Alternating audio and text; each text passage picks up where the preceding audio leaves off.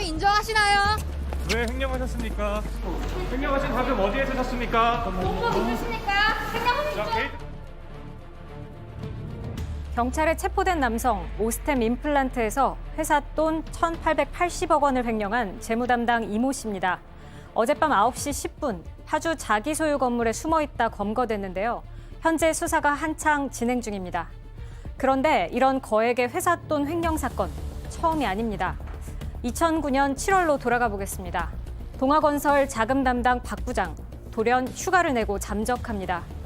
수상한 정황을 포착한 동아건설은 배가 나왔고 원형 탈모가 있다는 자세한 인상착의와 함께 박 부장의 실명과 얼굴이 담긴 광고지를 만들어 공개 수배에 나섰습니다.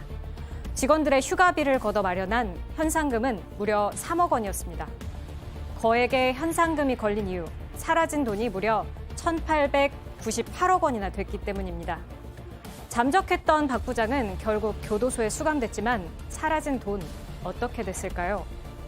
오늘 사건연구소에선 간 큰 회사 돈 횡령 사건, 동아건설 박 부장 횡령 사건을 파헤쳐봅니다.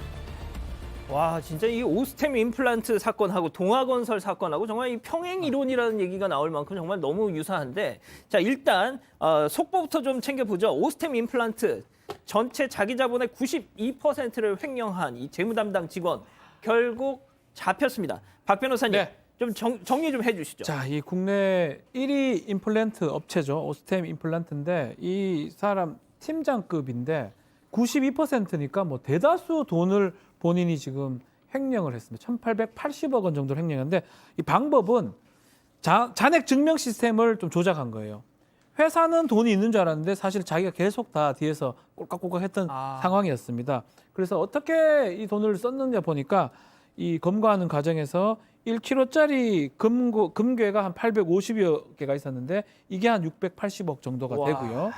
나머지 부분들은 아마 주식 투자 통해서 날렸거나 아마 유용비를 썼던 것으로 보이고 또 나머지 돈이라든지 여죄를 경찰이 추궁하려고 합니다. 예, 골드바를 뭐 850여 개, 진짜 엄청나네요.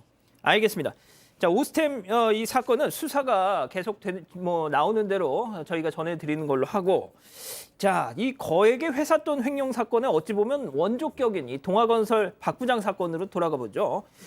진짜 너무 똑같아요, 이거. 네, 너무 비슷합니다. 금액도 비슷한데 물론 13년 전이죠. 13년 전 물가 상승률이나 이런 거를 비교해 보면 어마어마하게 큰 그렇죠. 금액이었을 거라는 생각이 듭니다. 동아건설의 자금줄을 쥐고 있던 이 자금 부장 박모 부장이 2009년 7월에 갑자기 휴가를 내고 잠적합니다. 회사에서 뭔가 이상하다는 생각을 하고 조사를 했는데요. 갑자기 현상 수배를 합니다. 현상 수배서 같이 한번 보겠습니다. 네, 보여주시죠. 네, 현상수배에서 나오고 있는데요. 저렇게 보면 지금 현상금 3억 원이라고 써 있고 실명과 나이가 공개됐고 키, 몸무게, 또 서울 말씨, 배가 나왔고 머리 숱이 적으며 원형 탈모가 있다. 굉장히 구체적입니다. 네, 저렇게 이름을 다 보여줘도 되는지 모르겠는데 당시에는 그렇게 수배를 내렸었습니다. 네. 자, 그런데 저 무슨 원형 탈모가 있다 이런 것까지 나오면 이게 굉장히 예. 이렇게 깨알 정보가 많이 들어가 있잖아요. 어허. 저게 저렇게 나와 있는 게 뭔가 하면 경찰청에서 했는 공개 수배 전단에 동아건설도 같이 참여를 했는 거예요. 왜냐하면 회사가 그 당시에 900억이라는 돈이 지금 현재로 환산하면 제가 봤을 때는 공을 하나 더 붙여도 충분하지 않을까. 또 현상금 3억인데 그 당시에 강남에 있는 집값을 생각하면 거기에도 공을 하나 더 붙이면 되지 않을까. 굉장히 이 회사 입장에서는 아까 봤던 오스란 임플란트하고 동등하게 굉장히 어려웠던 상황이었기 때문에 전 직원 회사에 나가는 휴가비를 다 반납해서 이러한 어떤 3억을 마련해서 저렇게 현상 공개에 깨알 정보를 제공했다라고 합니다. 자, 지금 오스템 임플란트 사건 같은 경우는 이 피의자의 변호인이 이거 혼자 한 거 아니다 이런 주장을 펴면서 지금 상당히 지금 논란이 되고 있더라고요. 그러니까 심지어는 뭐 오너 쪽과도 뭔가 얘기가 오갔다는 식으로 뭐 지금 그래서 지금 파문이 일파만파인데 이 동아건설 이 사건 역시도 네. 혼자서 이게 가능했던 것이냐? 혼자 힘들죠. 어. 그러니까 지금 이 오스템 임플란트 사건은 아직 저희가 정확하게 예. 판단을 좀 하기에는 좀 어려운 상황인데 그렇죠. 이 당시 상황을 생각해 보면 본인이 아무리 자금 담당 부장이라도 자기 마음대로 할 수는 없습니다.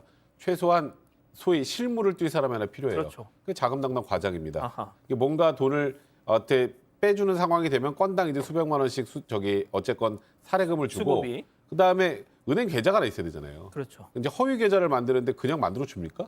안 되죠. 안 만들어 주죠. 그러니까 은행 직원에게 내가 우리 회사 알지? 내 실적 많이 올려줄 테니까 저 계좌 하나 좀 가짜 계좌 하나만 좀 만들어줘. 아하. 이런 방식으로 범행에 도움이 필요한 사람들을 다 섭외를 했던 겁니다. 사실 금액이 거의 똑같죠. 이번에 오스템 임플란트가 한 1,880억인가? 예. 저 과거 박 부장 사건 1,898억 비슷한데 제 생각으로 저 당시에 1,898억이 지금 가치로 따지면 3배 정도, 지금의 저게 한 3배 정도 높여야 되지 않을까. 왜냐하면 2009년에 짜장면 한 그릇 얼마인지 아세요? 모르겠습니다. 2,000원이었습니다. 아 진짜요? 네, 지금 한 6, 7천 원 하죠. 그러면 대충 물가 상승이라를 감안하면 대충 어느 정도 금액인지 상상이 가실 것 같습니다. 아니 근데 네. 오스템도 그렇고 당시 동아건설도 그렇고 아니 저렇게 많은 돈을 이렇게 인마이 포켓 하는데 왜 모르고 있었을까? 두 가지가 참 된 것 같아요. 회사 사정은 상당히 안 좋아서 당시 프라임한테 파산을 2001년도 하고 프라임 개발한테 넘어가는 상황이었고요. 프라임 그룹. 예. 그래서 프라임 그룹이 하는데 회사가 안 좋다 보니까 돈 관리하는 사람이 많지 않고 이 사람 박 부장 같은 돈 자금을 관리하던 사람이기도 하고요. 그래서 통제가 불가능한 상태인데 아마 이 사람 입장에서 여러 가지 이 재산 범죄 일어난 것 중에 도박이라든지 아니면 그런 것들이 있을 때 중독이 됩니다. 내가 통제가 내 혼자 하고 있고 돈이 당장 필요하다. 두 가지가 합쳐지면 그래서 말도 안 되는 금액을 지금 횡령을 한 거예요. 그래서 지금 사람이 감시를 안 하기 때문에 이렇게 큰 돈이 횡령이 된 것입니다. 자, 뭘 봐 너나 잘해님이 2009년에 짜장면이 2,000원이었다고요? 지금 어디서 사셨어요? 그때 이러는데요. 진짜 여기 2,000원이라고 써 있어요. 네, 그 당시에. 진짜요? 네, 당시 그 당시에. 기사를 찾아보니까 기사상으로 2,000원이라고 나와 돼 있는 건 이게 좀 있어서 정확합니다. 진짜. 제가 또 그냥 막 그렇게 써요. 다 있으니까 하지. 알겠습니다. 예. 자, 승희 의원님, 이제 중요한 게 지금부터입니다. 예. 정말 그 돈이 뭐였냐면은 회사의 법정 회생 자금이었어요. 그렇죠. 그러니까 그 직원들의 생계가 정말 이 직원뿐만 아니라 직원들 가족의 생계가 달린 그 회생 자금을 가지고 이런 짓을 했다는 건데 도대체 어디다 썼습니까? 그러니까 이게 한 사람에게는 인생의 전부가 달려있는 돈이었음에도 불구하고 이 박 부장의 입장에서는 한낱 자기의 기쁨, 자기의 즐거움을 위해서 사용하는 돈이었습니다. 제일 처음에 주식을 사용합니다. 주식을 해서 주식 투자를 하고 두 번째는 경마를 합니다. 경마를 해서 경마에 쓰고 또 카지노에 들어가서 도박으로 쓰는데 아까 돌려막기 시기에 다시 했던 금액이 전체 924억 중에 주식 150억, 경마 200억, 카지노에 쓴 돈이 무려 590억에 다다르고 있습니다. 아니 박 변호사님 네. 이 정도였으면은 그렇죠. 이 도박판에 가면은 VIP 대접 받았을 것 같은데요. 별명이 강남의 박 회장이었죠. 이 카지노에 가면 팁도 상당히 많이 주고 도박꾼들이 와서 돈 좀 빌리다 하면 몇 천만 원 빌려주는 건 일도 아니었어요. 아마 이 도박을 좋아하거나 도박에 빠진 사람들은 뇌가 마비가 된다 그러거든요. 워낙 큰 돈들을 하다 보니까 잔돈으로 봐요. 몇백만 원, 몇천만 원 잔돈으로 그렇게 보이기도 하고 그 마비된 상태에서 돈을 자기 마음대로 관리하니까 횡령을 할 수밖에 없는 상황이 됐고요.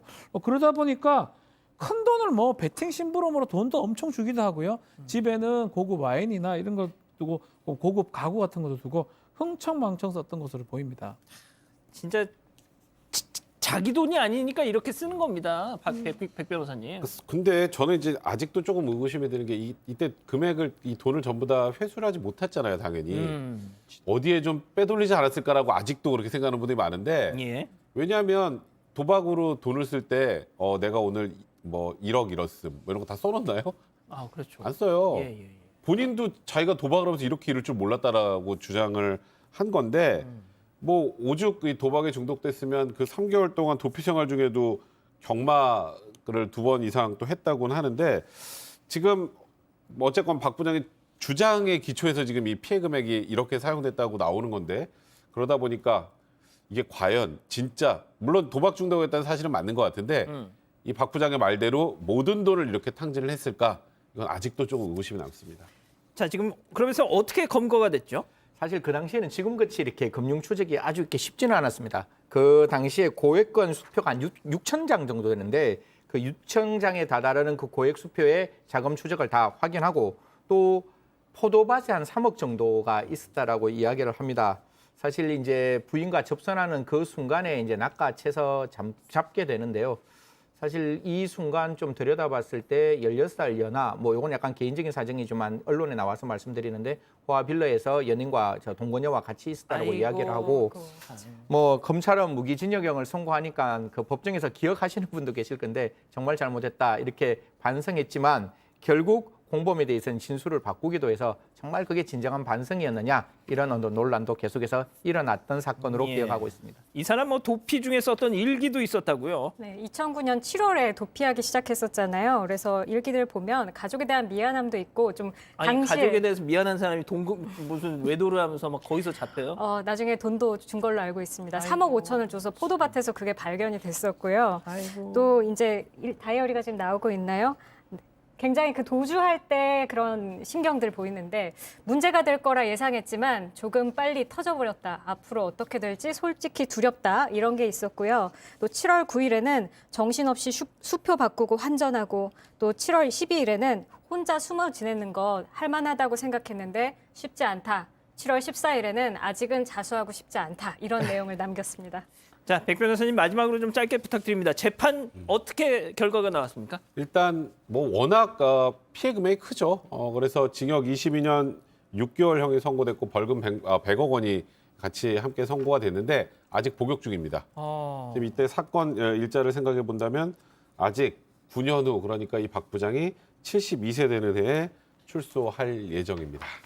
저런 얘기 들으시면 또 우리 가족 여러분들은 너무 또 약하다 이런 말씀을 안 하실 수 없을 것 같은데 알겠습니다. 이 정도로 정리하고요.